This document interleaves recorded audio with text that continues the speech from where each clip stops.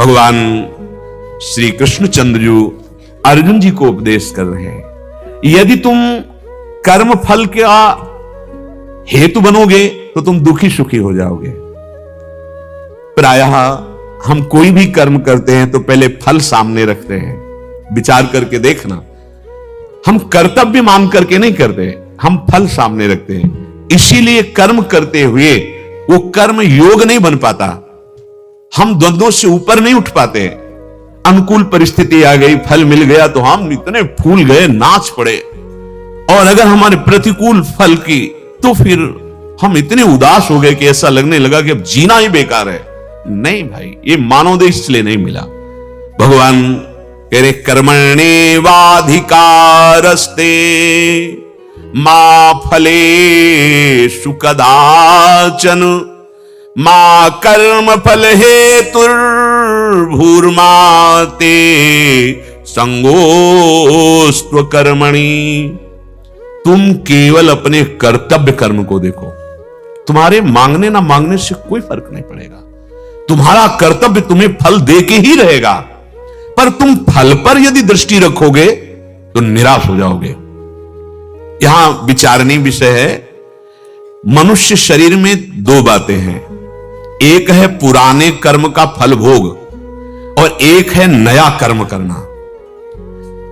मनुष्य योनि छोड़कर शेष जितनी योनियां हैं वो केवल पुराने कर्मों का भोग कर सकते, नया कर्म नहीं कर सकते। जैसे कीट पतंग पशु पक्षी देवता ब्रह्मा तक, ब्रह्मलोक तक जितनी भी देव योनियां, ईश्वर कोटि की योनियां, वो सब नया अनुष्ठान नहीं कर सकते। एक केवल मन, तभी तो दुर्लभो मानुषोदेव ऐसा कहा गया है। ये करना है, ये नहीं करना है, ये विधान केवल मनुष्य शरीर में लागू है। और जो कर रहे हैं पशु पक्षी या जितने भी, वो अपने पूर्व पुण्य या पाप से प्रेरित होकर वैसे कर्म कर रहे हो, नया अनुष्ठान नहीं हो सकता। जैसे कोई पशु दौड़ा किसी को मारा, ये उसका नया कर्म नहीं है, उसका शरीर भोग और उससे प्रारब्ध से प्रेरित होकर वो उसे दंड दे रहा है, कर्म उसके ऊपर सवार हो गया है। मनुष्य में एक ऐसा है कि वो विवेक के द्वारा नया अनुष्ठान कर सकता है, बस इसीलिए इसकी दुर्लभता। साधन धाम मोक्ष कर द्वारा पाए न जे परलोक संभारा, कबहू का करी करुणा नर देही देत ईश बिनु हेतु सने। ये शरीर जो मिला बहुत दुर्लभ शरीर, आप कुछ भी बन सकते हैं, लेकिन आपका ध्यान केवल उधर ही है, विषयों की तरफ, संसार के भोगों की तरफ, संबंधों की तरफ। ऐसा लगता सत्य है, ये शरीर सत्य है, ये शरीर सत्य है, ये भोग सत्य है। यही हमारी बुद्धि को अविद्या ने ग्रस लिया है, फंसा लिया है। पशु पक्षी कीट पतंग जितनी भी और योनियां हैं, ये नया कर्म कुछ नहीं कर सकते।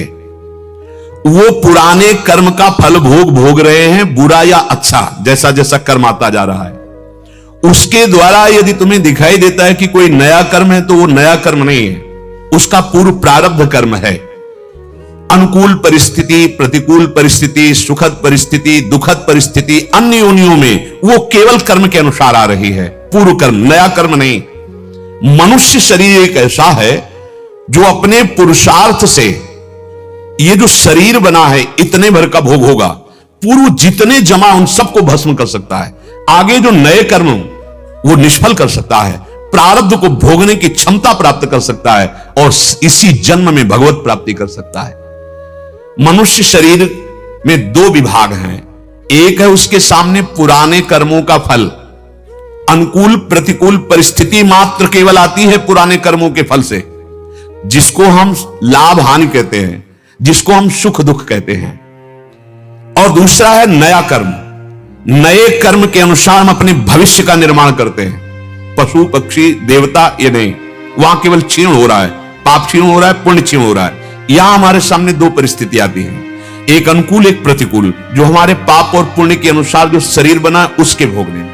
अब हम स्वतंत्र हैं, हम उन परिस्थितियों में पिसे नहीं। दुख आ गया तो हम पशु की तरह उसमें डूब न जाएं, अनुकूलता आ गई तो हम पशु की तरह इतने फूल न जाएं कि प्रभु को भूल जाएं, हमारा कर्तव्य क्या है इसको भूल जाएं। प्राय ऐसा ही होता है, हर्षित हुए तो इतने हर्षित हुए कि भूल गए, और दुख पड़ा तो इतने दुखी हुए, शोकित हो गए कि जीना मुश्किल हो गया। ये अध्यात्म का प्रवेश नहीं हुआ आपके हृदय में ज्ञान का, इसलिए ऐसा है। आप कौन है समझिए, आपको कौन सी योनि मिली है। इस योनि की वंदना देवता भी कहते हैं। बड़े भाग मानुष तन पाओ, सुर दुर्लभ, देवताओं को दुर्लभ। तो भाई क्या भोग तुम्हारे पास श्रेष्ठ है जो देवताओं के पास उनको दुर्लभता। यहां का कोई बहुत अच्छा जितेंद्रीय मनोनिग्रही वहां का थोड़ा सा एक भोग उपस्थित हो जाए तो विचलित करने की सामर्थ्य रखता है। क्या भोगों के भोगने के कारण इसको कहा गया क्या कि सुर दुर्लभ? नहीं, भगवत प्राप्ति के लिए नवीन अनुष्ठान करके, सारे संचित कर्मों को भस्म करके और हम अपने प्रारब्ध को सहने की क्षमता प्राप्त करके इस जन्म को आखिरी जन्म करें। ये मनुष्य जन्म का भविष्य का निर्माण कैसे होगा? शास्त्र और संतों के संग से। दो पर रुचि ही नहीं रह गई आज की समाज की। हमारे ब्रह्म ऋषियों ने, भगवान ने जो शास्त्र की रचना की, बैठकर 10 मिनट एकांत स्वाध्याय करने की वृत्ति नहीं रह गई, क्योंकि मोबाइल ऐसी सृष्टि हो गई, सारा समय उसी में। चलो अहोभाग्य हैं जो मोबाइल से सतशास्त्रों की बातें, संतों की बातें सुनते तो सदुपयोग हो जाएगा, लेकिन दुरुपयोग ना होने पावे तो सावधानी ये आपको आगे बढ़ा देगी। सब कुछ है उसी में। अगर आपको संतों का संग मिल गया और शास्त्रों की ज्ञान भरी वार्ता सुनने को मिली तो तुम्हें पता चल गया कि क्या करना चाहिए और क्या नहीं करना चाहिए। अब आप शास्त्र अनुशासन, गुरु अनुशासन से चलें तो आपको बल मिलेगा, अध्यात्म बल, और आप अपने मन को दुर्वासनाओं से, गलत कर्मों से बचा लोगे। गलत कर्मों से जहां बचाया और पवित्र कर्म हुए तो पवित्र कर्म का एक प्रभाव होता है, आपका हृदय निर्मल होने लगेगा और अध्यात्म मार्ग दिखाई देने लगेगा। अध्यात्म का मार्ग अंदर प्रकाशित होता है। देखो, हमें जाना बिहारी जी है और हम बहुत दौड़ रहे हैं विपरीत दिशा में, छठी करा की तरफ, तो उस दौड़ने की प्रशंसा होगी क्या? वो अज्ञानी प्रशंसा करे, क्या बात है, कितना अपने लक्ष्य की तरफ दौड़ रहा है। नहीं, लक्ष्य तो उसका बिहारी जी थे, वो गलत दिशा में जा रहा है, उसकी दौड़ का कोई महत्व नहीं। और एक आराम से लेट लेट के जा रहा है, लेकिन बिहारी जी की तरफ जा रहा है, पूरा ऐसे पहुंच जाएगा। हर कदम उसका लक्ष्य की तरफ बढ़ रहा है और हर कदम उसका बड़ी तीव्रता से बढ़ रहा है, फिर लक्ष्य के विरुद्ध चल रहा है। आंतरिक लक्ष्य बिना सत्संग के दृढ़ नहीं होता। कल की चर्चा में था, जैसे महान जलाशय के प्राप्त होने के बाद फिर छोटे छोटे गड्ढों का महत्व नहीं रह जाता, ऐसे ही महान भगवत आश्रय, परमात्मा आश्रय होने पर फिर अन्य आश्रय सब छूट जाता है। नाना प्रकार के पुण्यानुष्ठान, कर्मानुष्ठान, ये सब इनका आश्रय छूट जाता है और जीवन में ये सब होता रहता है, लेकिन आश्रय केवल प्रभु का रहता है। मनुष्य पुरुषार्थ के लिए मिला, केवल पुरुषार्थ के लिए। 4 पुरुषार्थ रखे गए हैं, धर्म, अर्थ, काम, मोक्ष। अगर धर्म से आप अर्थ कमाएंगे तो तुम्हारे अंदर पवित्र कामनाएं होंगी, पवित्र कामनाओं की पूर्ति होगी तो मोक्ष की तरफ चढ़ पड़ोगे।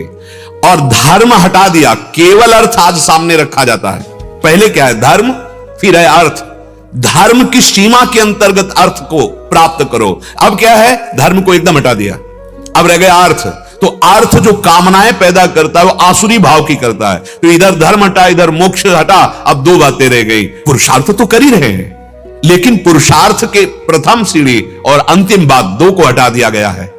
केवल अर्थ और कामनाओं की पूर्ति रह गई। देख लीजिए आप हृदय में विचार करके, खूब अर्थ कमाएं और मनमानी कामनाओं की पूर्ति करें, उनको भोगे, तो पहला धर्म चला गया और पीछे जो परिणाम आना चाहिए मोक्ष हट गया।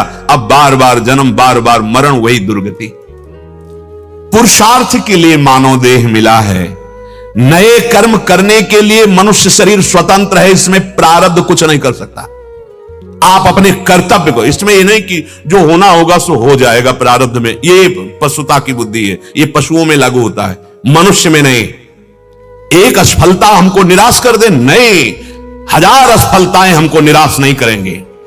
हम अविनाशी के बच्चा हैं, एक बार हम कमर कस ले, असफलता, हर असफलता हमको सावधानी देती है, कहां चूक हो गई, कहां चूक हो गई, और हम उस चूक को सुधार कर हम आखिरी मंजिल तक पहुंचेंगे।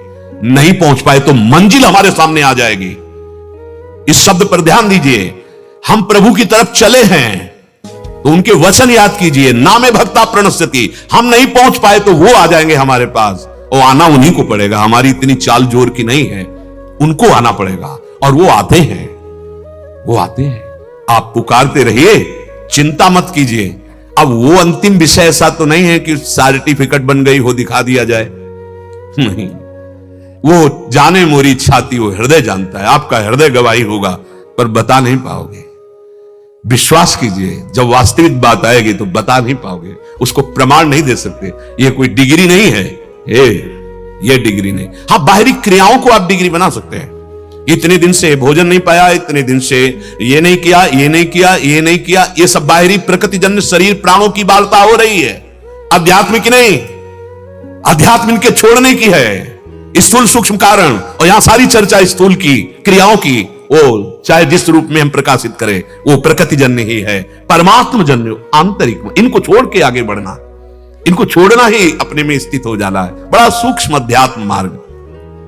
पिछले कर्मों का फल दुख सुख रूप में आएगा।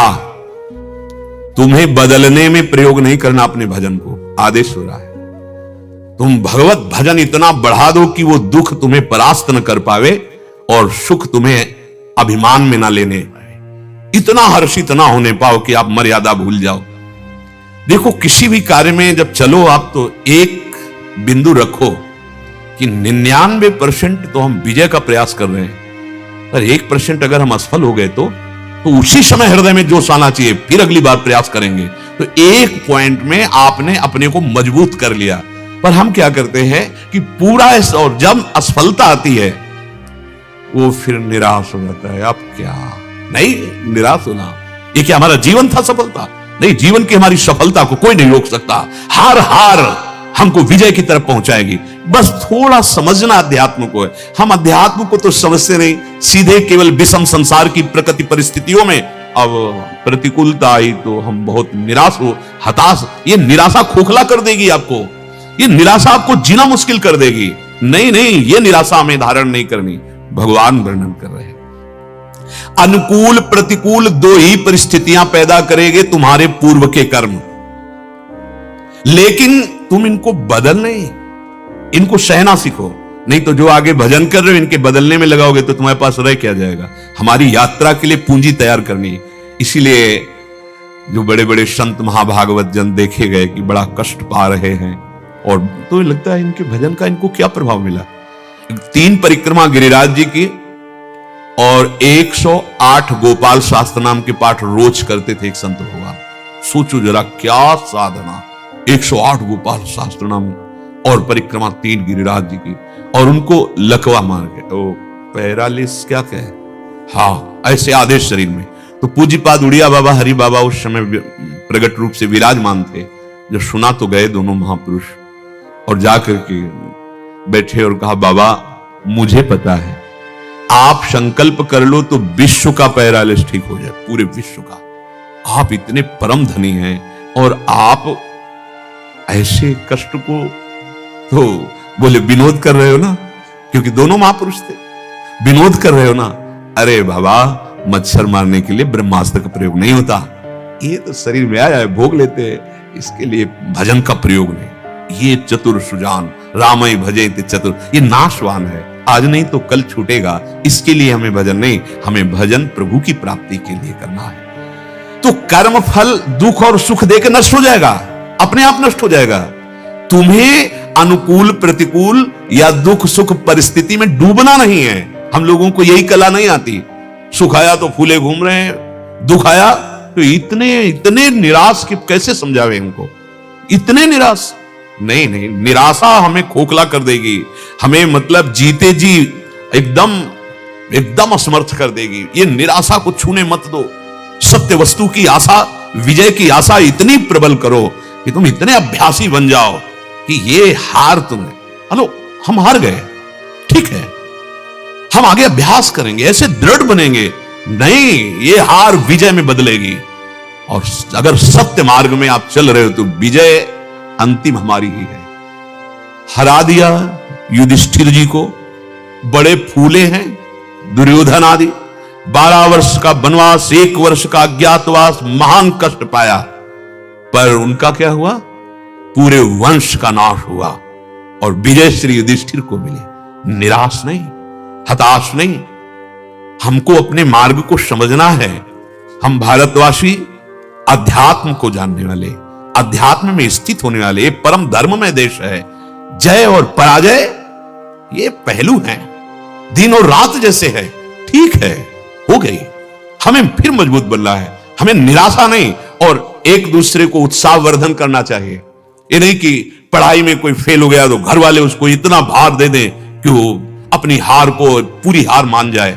किसी भी विषय में, चाहे वो किसानी हो, व्यापार हो, नौकरी हो, क्रीड़ा हो, पढ़ाई हो, अध्यात्म हो, हाँ फिसल सकते हैं अध्यात्म में। अरे तुम्हारी माया बाजी पसारी विचित्र सुरमुनि मोहे काकी कोड़, बड़ी विचित्र माया दैवी हेसा गुणमयी मम माया दुरत्या, अध्यात्म में भी फिसल सकता है। तो फिसल गए तो इसका मतलब हार गए, हम गिर गए, हम बेकार हो गए। नहीं नहीं, हम उस जगह को देखेंगे कि हारे तो कैसे हारे, हमारी फिसलन चूक क्या हुई, क्या हमारे अभ्यास में कमी हुई, हमारी सावधानी में कमी हुई, हम उसको सुधारें, आगे बढ़े। ये मानव देह केवल दुख सुख भोगने के लिए नहीं है। विश्वास कीजिए, आप इतने महान हैं कि दुख सुख आपको छू ही नहीं सकता। आपने दुख सुख को पकड़ रखा है। पूरे उद्धार की सामग्री भगवान ने आपके अंदर रख दी है। एक दिन बताया था कि तिजोरी अंदर है, चाबी भी अंदर है, जो आनंद की खोज कर रहे वो अंदर है, लेकिन हम बाहर ढूंढ रहे हैं। पूरे जन्म के जन्म व्यतीत होते जाते हैं, बाहर ढूंढ रहे हैं, नहीं मिलने वाला। सर्वात्मना न विसजित बहिरिंद्रियाणि, आओ अंदर आओ, आओ समाधि भीतर, चित्त न डुलाई तुझ। स्वामी जी अंदर तो आप माल भरा हुआ है। आनंद सिंधु मध्य तो वासा, तू आनंद के कण खोज रहा है, आनंद समुद्र तेरे अंदर विराजमान है। हम लोग बहुत जल्दी निराश हो जाते हैं, बहुत जल्दी फूल जाते हैं। ऐसा नहीं होना चाहिए, धैर्यवान बनना चाहिए। ये दोनों चीजें बड़े बड़े महापुरुषों के जीवन में देखी गई। स्वयं भगवान अवतार लेकर के लीला दिखाते हैं। महान अयोध्या सजी हुई है, उत्सव बधावे की धूम मच रही। क्यों? कल प्रातःकालीन चक्रवर्ती सम्राट पद पर भगवान श्री राम जी का अभिषेक होगा। भगवान ने भी सुना, तैयारियां हो रही हैं, सब सामग्री तैयार कर ली गई है। बड़े बड़े विप्र ब्राह्मण वेदज्ञ सब उपस्थित होकर के विधान बना रहे हैं। इधर बदला पहलू, महाराज दशरथ जी के भाग्य का पहलू बदला। कितना फूले हुए हैं दशरथ जी, बहुत प्यार सबसे ज्यादा कैकेयी जी को करते हैं, इसलिए सबसे पहले कैकेयी जी के महल में जा रहे हैं। अब यहां बदल रहा है, प्रारब्ध बदल रहा है। बड़ा विचित्र कर्म का फल होता है, प्रारब्ध बदल रहा है महाराज का। बड़े आनंद में उमगते हुए जा रहे। जीव ही कैकेयी के भवन में, तो वहां का वातावरण देखा कि हमारे प्राणप्रिय रघुनाथ के तिलक की बात सुनकर के यहां उत्सव नहीं है, यहां सब निराश दास दासियां। महारानी कहां है? कोप भवन। कोप भवन सुनते ही जैसे धरती खिसक गई हो पैरों। कोप, क्योंकि अतिशय प्यार करते थे। कोप भवन जाने का क्या मतलब हो सकता है? नजदीक गए, देखा मलिन वस्त्र धारण किए, मानो रूस गई हो ऐसे। प्रिय, इस समय तुम्हें रूसने का अवसर? अरे तुम्हारे को राम जी तो प्राणों से भी अधिक प्रिय है। हमने देखा है कई बार कि तुम राम चर्चा करते हुए अश्रु प्रवाह करने लगती हो, और उन्हीं मेरे और तुम्हारे प्राण प्रिय राम का प्रातःकालीन राज्याभिषेक है और तुम ऐसे मलिन वस्त्र धारण करके कोप कर रही हो। कारण क्या हो सकता है? कारण आप हैं। आपने कहा था वरदान, ओ मेरा भूलने का स्वभाव है। एक वरदान, दो वरदान, चार वरदान, जो तू मांगे अगर कह दे तो मैं बलपूर्वक किसी देवता का भी वध कर सकता हूं। क्योंकि इनको आमंत्रित किया जाता था, देवता अपने पक्ष में लेकर असुरों से युद्ध करते थे। महाबली थे दशरथ जी महाराज। तुम कहो किसको जीवन दान दे दे, तुम जो कहो कर दे, लेकिन इस समय उदास होने की जरूरत नहीं। तो सुनो, मैं दो वरदान मांग। श्री राम को 14 वर्ष का वनवास और भरत को इस राजगद्दी पर अभिषेक। महाराज तो मूर्छित हो गए। मेरे प्राण प्रिय राम को 14 वर्ष का वनवास, उस दशा में वो कह रहे तेरे चरण स्पर्श कर रहा हूं, हाथ जोड़ रहा हूं, मेरे प्राण निकल जाएंगे। तुम एक बात जो कही, सुबह होते ही भरत को बुला के रात तिलक कर मेरे राम को बनवा। आप देखो परिस्थिति कैसे बदली। हम तुम तो क्या हैं सोचो, भगवान के पिता का सौभाग्य और स्वयं भगवान, राज तिलक होना है सब। जी ही सूचना पहुंचती है कि पिताश्री ने याद किया, वहां गए, वहां जी बताया कि ये तो बताएंगे नहीं, ये तो ऐसे ही मूर्छित पड़े हैं आपके उसमें, लेकिन इन्होंने मुझे वचन दिया है आपको 14 वर्ष का वनवास तपस्वी वेश में किसी ग्राम नगर में नहीं जाना। 14 वर्ष विशेष उदासी भाव से बहुत प्रसन्न हुए भगवान। मानो राज तिलक में उतने प्रसन्न नहीं हुए थे, उस समय संकोच में हो गए थे कि हम चारों भाई एक साथ प्रकट हुए हैं, फिर मेरा ही राज तिलक क्यों?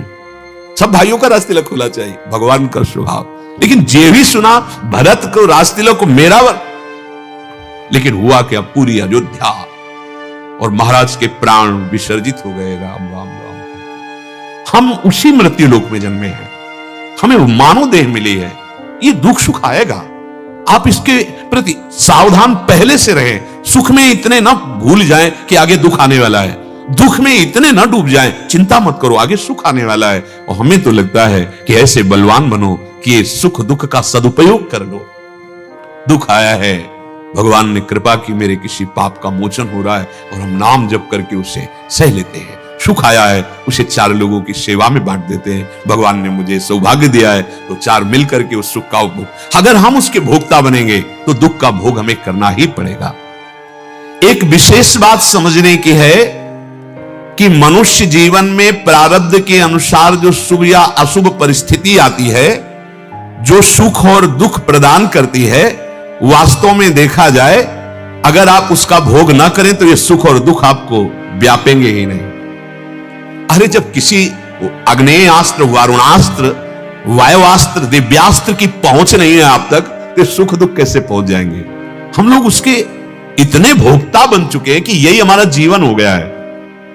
थोड़ी सी व्यापार में हानि हम अपने प्राणों को त्याग देते हैं। एक फसल नष्ट हो गई तो हम अपने को एकदम जीवन व्यर्थ समझ लेते हैं। एक क्लास में हम फेल हो गए तो नहीं भाई नहीं, ये जीवन अमोघ पदवी प्राप्त कराने के लिए तुम कहां छोटी छोटी विषयों में फंसकर आप इतने निराश हो गए। हर विजय प्राप्त होगी, आप विश्वास करो, केवल आप थोड़ा अध्यात्म को समझें, थोड़ा धैर्यवान बने। दुख की बात कहो तो देखो, देवकी वसुदेव जी भगवान के माता पिता बनने का सौभाग्य प्राप्त, सर्वलोक महेश्वर पधार रहे हैं, लेकिन कहां?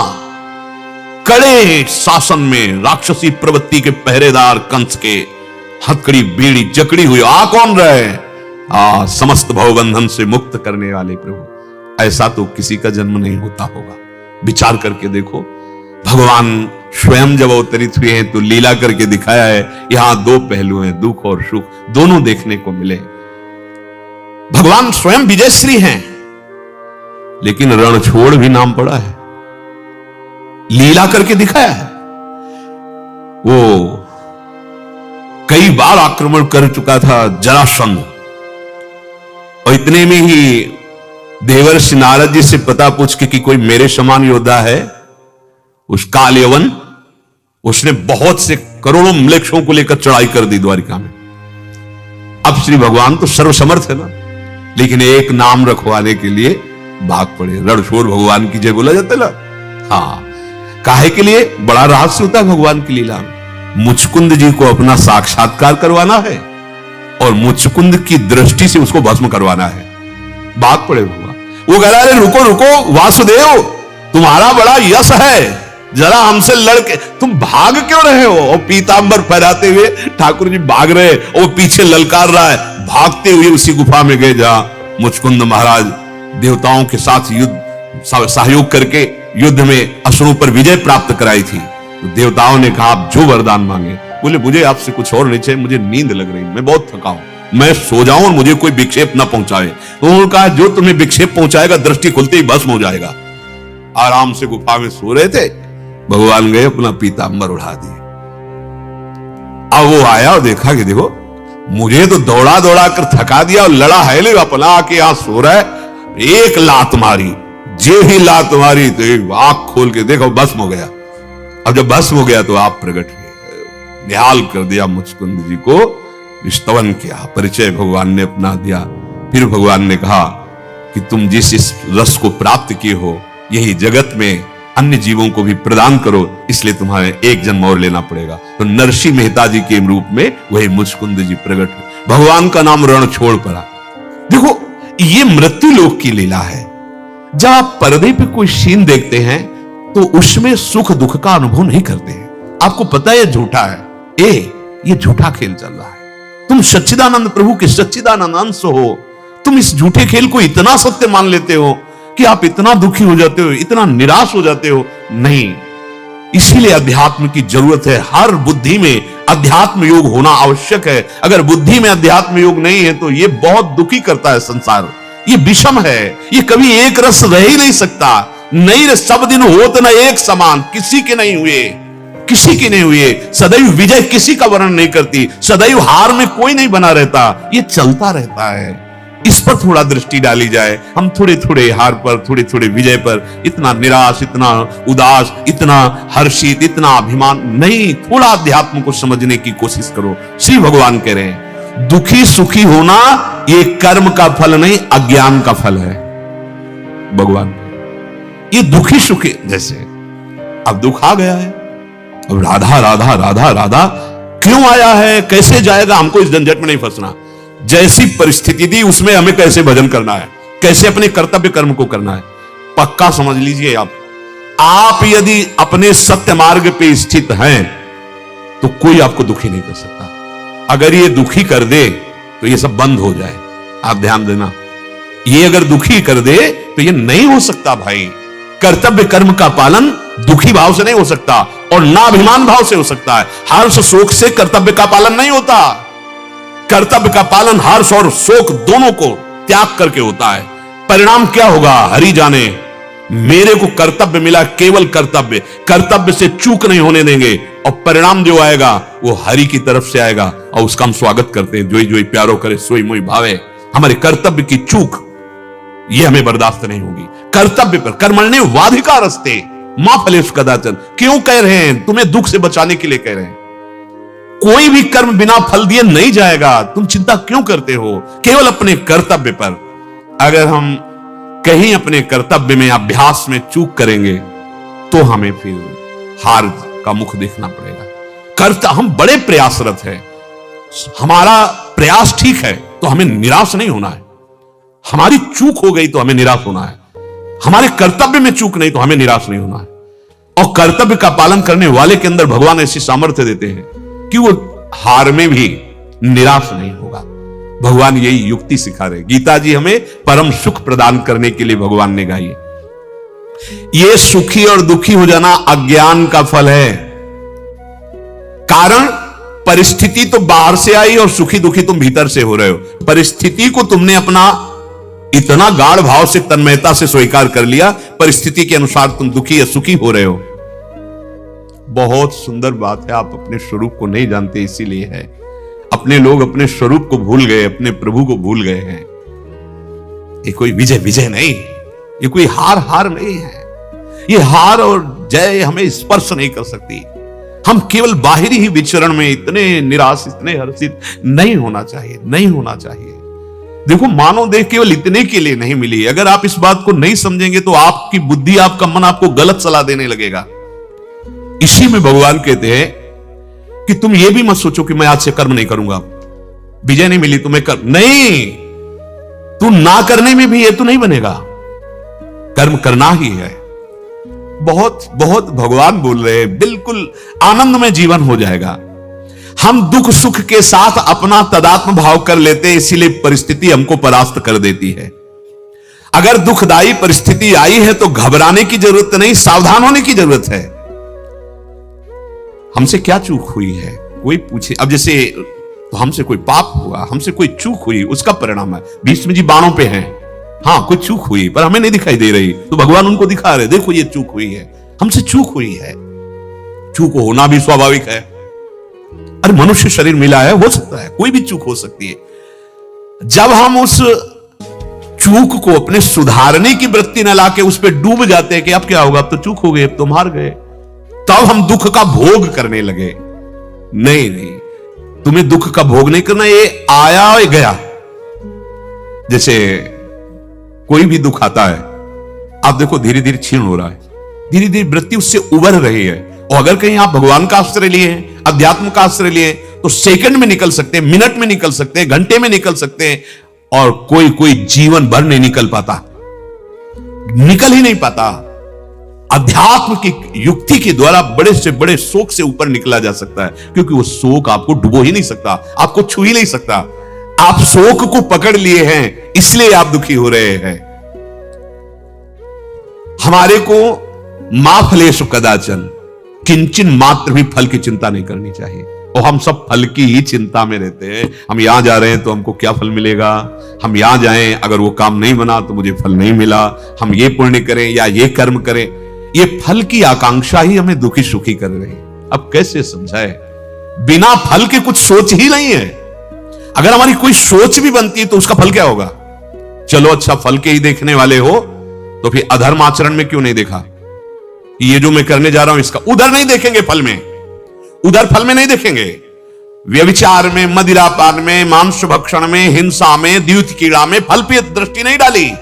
लेकिन थोड़ा भी अगर दान पुण्य सत्कर्म, उस पे फल पे, हमने हवन किया, हम विजय क्यों नहीं प्राप्त किए, हमने दान किया, हमको ये लाभ क्यों नहीं। और उधर, अब वो उधर जो किया है जिसके फल का तुमने चिंतन नहीं किया, वो फल आकर के तुम्हें ऐसी परिस्थिति में फंसाएगा, तुम्हें दुख देगा। ये सिद्धांत है, सिद्धांत है, सिद्धांत को इसमें तुम्हारा तर्क काम नहीं करेगा। फल को भगवान के ऊपर छोड़ करके अपने अभ्यास और अपने कर्तव्य को इतना दृढ़ कर दो और ऐसी सम स्थिति में रहो, सुख दुख समय कृत्वा लाभा लाभो जया जय। लाभ हानि में, जय पराजय में, सुख दुख में थोड़ा सम होना सीखो। मनुष्य शरीर में टूटने के लिए नहीं मिला। फल की इच्छा ना रख करके जो कर्तव्य कर्म करता है, कर्म उसको बांध नहीं पाता, कर्म बंधन से मुक्त हो जाता है।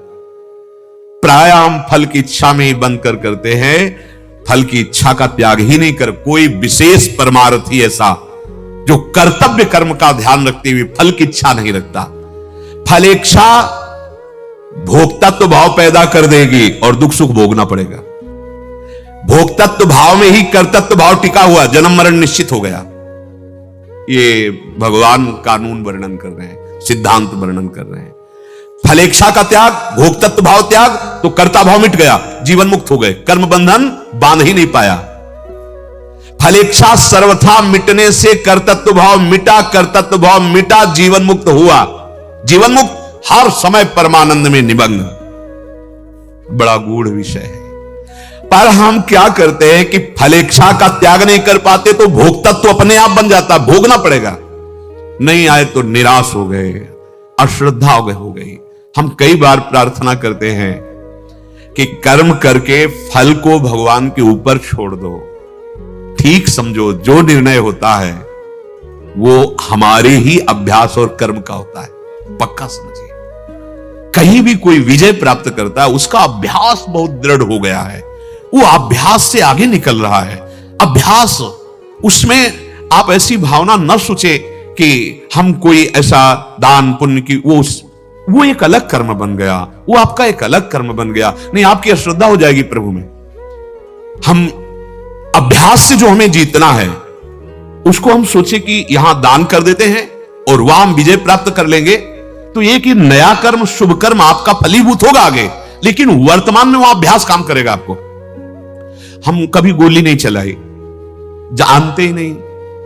अब हम मनाए कि प्रभु ये निशाना हमारा जो है ठीक लक्ष्य पे लग जाए, अभ्यास करो। और निशाना नहीं लगा तो हमें अश्रद्धा हो जाए, भगवान हमने कहा था तुमसे कि निशाना सही लग जाए। ऐसी मूर्खता, ऐसी अज्ञानता नहीं करनी है। जो अभ्यास, अर्जुन को क्या बोल रहे हैं भगवान? अभ्यास योग युक्त, सामने खड़े हैं सरकार। अभ्यास योग युक्त है ना, चेतसा नान्यगामिना, लक्ष्य पर आपकी दृष्टि रहे, दृढ़ अभ्यास रहे। बस यही बात समझिए। चाहे परमार्थ हो, चाहे पढ़ाई हो, चाहे व्यापार हो, चाहे नौकरी हो, चाहे कोई क्रीड़ा हो, अभ्यास, प्रमाद स्थिति नहीं, भोगों में मनोरंजन नहीं, अभ्यास, अभ्यास विजय दिलाएगा। यही अभ्यास भगवत स्वरूप है। भगवान की प्राप्ति के लिए भी कहा है कि मन को यदि मेरे में लगाना है तो 2 उपाय हैं, वैराग्य और अभ्यास। अभ्यास में बाधा देने वाले से राग रहित हो और अभ्यास में दृढ़ हो जाओ। क्या नहीं प्राप्त हो सकता, क्या नहीं हो सकता। हमारी अभ्यास की इतनी प्रवीणता बन जाए कि जिस लक्ष्य पे हम लगे उसको हम पार करें, उस पर हम पहुंचे, निराश होने की जरूरत नहीं। श्री भगवान कह रहे हैं कर्मों में निष्कामता सिद्धि है, पर बहुत कठिन है। हम कोई भी कर्म बिना कामना के करते ही नहीं है, इसलिए बंधते चले जाते हैं। अभी अध्यात्म है, समझ बिना फल दिए जाएगा ही नहीं, तुम्हें कामना करने की जरूरत ही नहीं है। पर कभी कभी ऐसा होता है कि ऐसे विशिष्ट अपराध होते, बड़े अपराध होते हैं जो हमारे बहुत साधन करने पर भी नष्ट नहीं होते, वो हमारे ऊपर हावी हो जाते हैं। फिर हमको लगता है कि हमारी साधना, हमारा भजन, हमारा साधन, अगर हम बाह्य सुख की आकांक्षा करते तो अश्रद्धा होने लगती है। हम आपसे प्रार्थना करते हैं, आप कभी अश्रद्धा मत करना, अपनी आस्तिकता की नींव को मत हिलने देना। यह आया हुआ प्रारब्ध नष्ट हो जाएगा। आप जो कर रहे हैं इसका महान फल मिलने वाला है। यह तत्कालिक क्रिया का फल नहीं मिलता है, तत्कालिक। अभी कोई हमारा कानून विरुद्ध आचरण बन जाए तो तुरंत थोड़ी फांसी पे चढ़ा दिया जाएगा। उसके लिए बहुत कार्रवाइयां होती हैं, बहुत निर्णय होता है, वो कई कई वर्ष व्यतीत हो जाते हैं, फिर जाके निर्णय मिलता है। आप यही देख लो ना, अगर सबके सामने तुरंत दंड मिले तो बहुत सुधार हो जाए, नहीं हो जाए कि इसने ये किया, देखो ऐसे ऐसे किया गया, तुरंत नहीं होता। ऐसे ही हमसे यदि पापाचरण हो रहे थे, तुरंत उनका फल नहीं मिल रहा। हमसे ऐसे सत्कर्म हो रहे थे, उनका तुरंत नहीं, फसल भी तुरंत नहीं तैयार हो जाती। अरे तुरंत के लिए आपकी चित्तवृत्ति जिस सत्मार्ग में लगी है, आप थोड़ा धैर्य धारण करो, थोड़ा विश्वास करो, फल दिए बिना जाएगा ही नहीं, चाहे असत कर्म हो चाहे सत्कर्म हो। पर अगर तुम फल के हेतु बन जाओगे तो बहुत निराश हो जाओगे, उदास हो जाओगे, हताश हो जाओगे, क्योंकि एक रस संसार नहीं है। कभी सुख, कभी दुख, कभी लाभ, कभी हानि, कभी जय, कभी पराजय। इन्हीं द्वंद्वों से जीतने के लिए अध्यात्म मार्ग है। शुभ क्रिया में फल की इच्छा यदि ना हो तो हर शुभ क्रिया भगवान की प्राप्ति कराने में समर्थ हो जाए। फल की इच्छा करते हैं तो उसका कुछ फल मिलकर के नष्ट हो जाता है। बहुत बड़ा लाभ ले लो, पत्रम पुष्पम फलम तोयम, छोटी सी छोटी वस्तु भगवत प्राप्ति करा सकती है। पर हम लोग इतने शकामी हैं, इतने कामना में रत हैं कि हमको यह पता नहीं कि निष्काम का कितना महान फल मिलता है। इसलिए प्राय जब कोई प्रश्न करता, बड़ा दुखी होकर प्रश्न करता, मैं उनका हित करता हूं, वो हमारे साथ ऐसा बर्ताव करते हैं, वो इतने कमजोर हृदय हमारे हो गए हैं अध्यात्म विद्या के बिना, अध्यात्म ज्ञान के बिना बहुत कमजोर हो गए हैं। श्री भगवान उसी शक्ति को जागृत करें जो आपके अंदर है।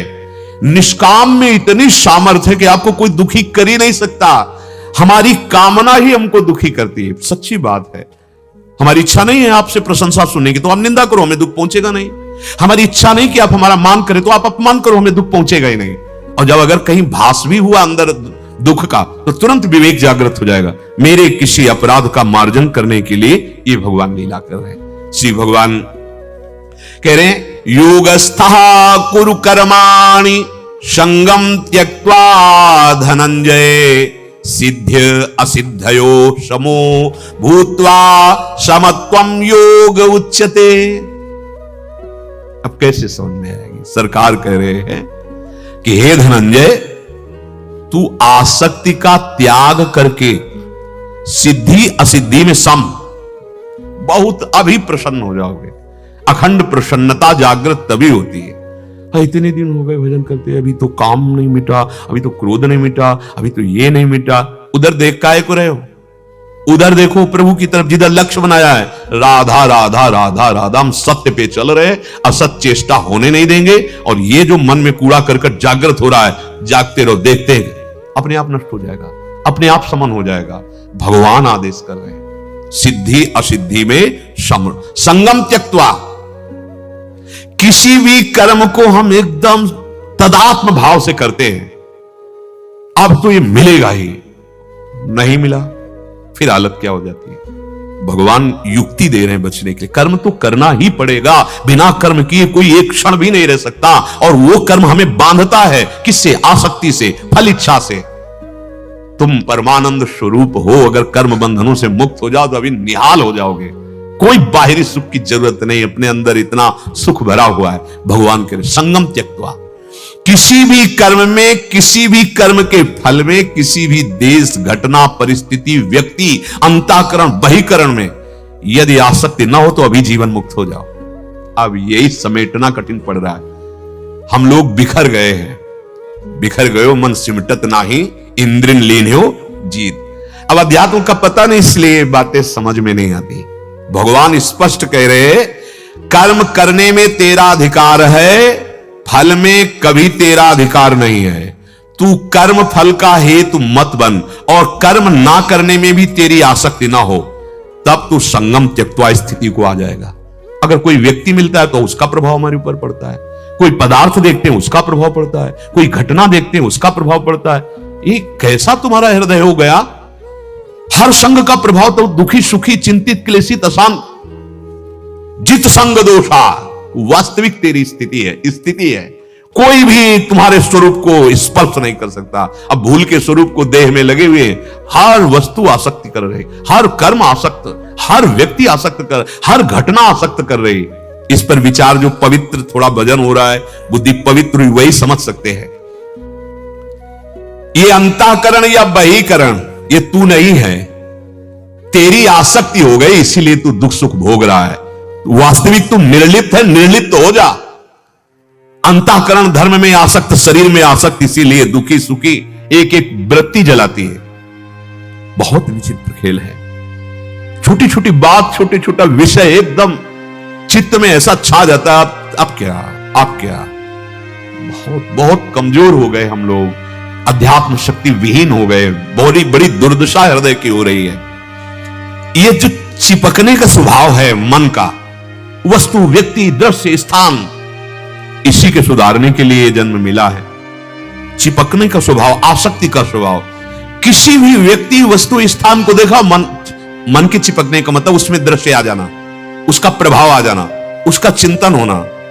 कोई हमें किस भाव से देख रहा है, कैसे क्रिया हो रही, कैसी वस्तु है, कैसी, उसका सबका प्रभाव पड़ रहा है। असंग, अभी जीवन मुक्त, किसी का कोई प्रभाव मन पे नहीं। कब? जब मन में नाम चलेगा, बुद्धि में विवेक जागृत होगा। नहीं, ये पीस रहा है संसार भैया, सबको पीस रहा है, जल रहा है हृदय, आनंद सिंधु होकर जल रहा है। सिद्धियों सिद्धियों समो भूत्वा, साधक सावधान, भगवान वर्णन कर रहे हैं। तुम्हें चिंता नहीं करनी कि सिद्ध हुए कि नहीं हुए। हम ये जो कार्य कर रहे हैं, भजन कर रहे हैं, इसका लाभ मिल रहा है कि नहीं। तुम्हें इतना पता सत्य है, बस। तुम्हें इतना पता है गुरु का आदेश है, बस। तुम्हें इतना पता है शास्त्र आज्ञा कर रहा है, बस। फल से तुम निश्चिंत हो जाओ, सिद्धि असिद्धि में सम हो जाओ। यही स्थिति है, यही सिद्धावस्था है। खास बात समझो, जहां सम हुए, स्वरूप प्रकाशित हुआ, यही सिद्धावस्था है। जब तक विषम रहोगे, प्रकृति का आकर्षण आपको बख्शेगा नहीं। हमारा कार्य पूरा हुआ, कर्तव्य पूरा हुआ, फल नहीं मिला, हमें निराश नहीं हुआ। बार बार भगवान समझा रहे हैं, संसार की दृष्टि से फल नहीं मिला, पर आपको कर्तव्य का महान फल मिलेगा। आप विजय को प्राप्त होंगे, निराश नहीं होना। कर्म करने पर तेरा केवल लक्ष्य होना चाहिए।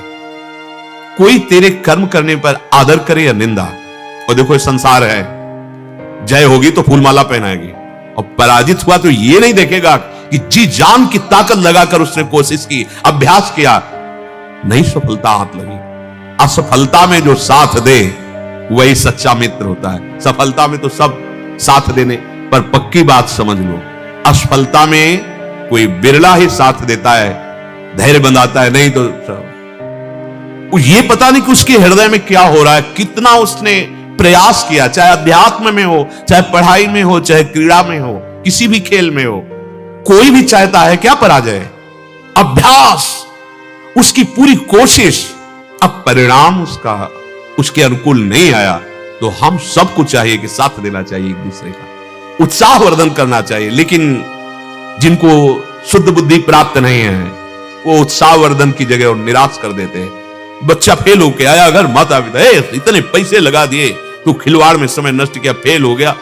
और वो वैसे उसके मित्र जो पास हो गए, वो वैसे ही ऐठ के चल रहे थे, वो वैसे ही दुखी हो रहा था, अल्पबुद्धि, और ऊपर से आकर आपने, और अब वो क्या, उसकी निराशा कहां पहुंचा देगी उसको।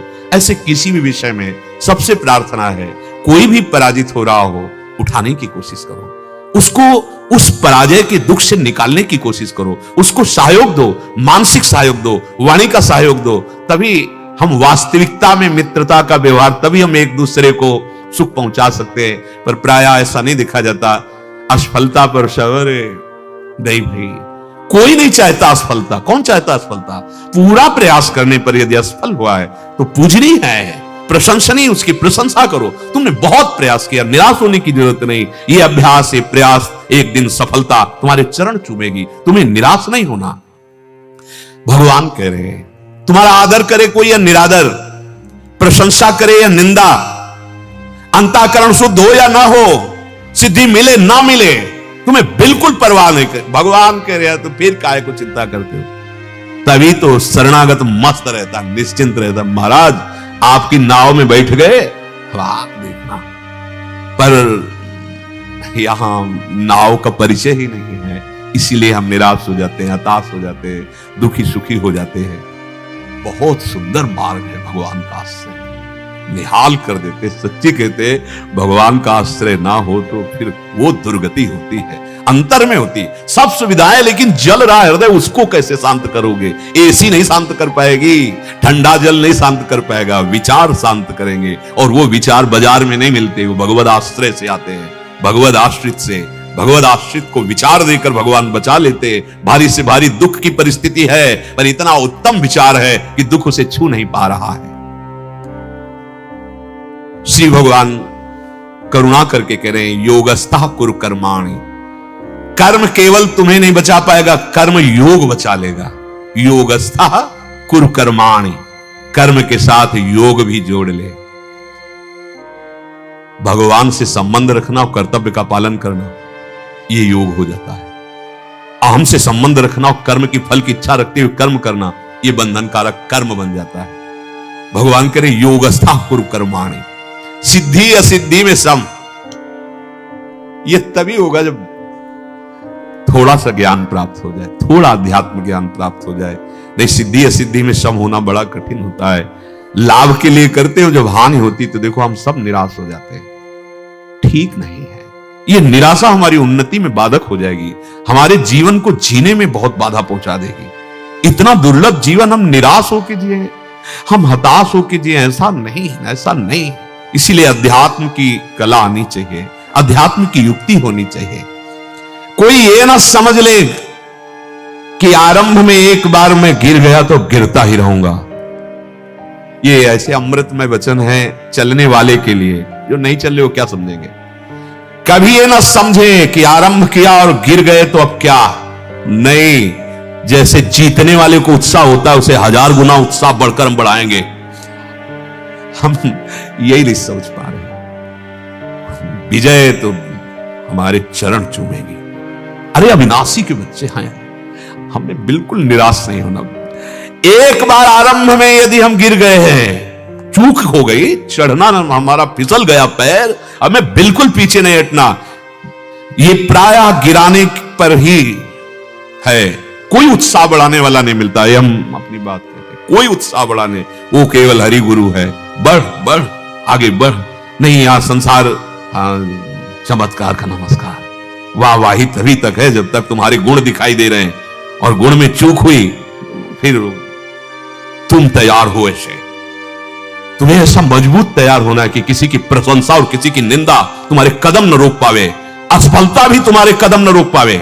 ऐ साधक, ऐ उपासक, ऐ मनुष्य देह में विराजमान भगवद अंश, कोई असफलता तुम्हारे कदम न रोक पावे।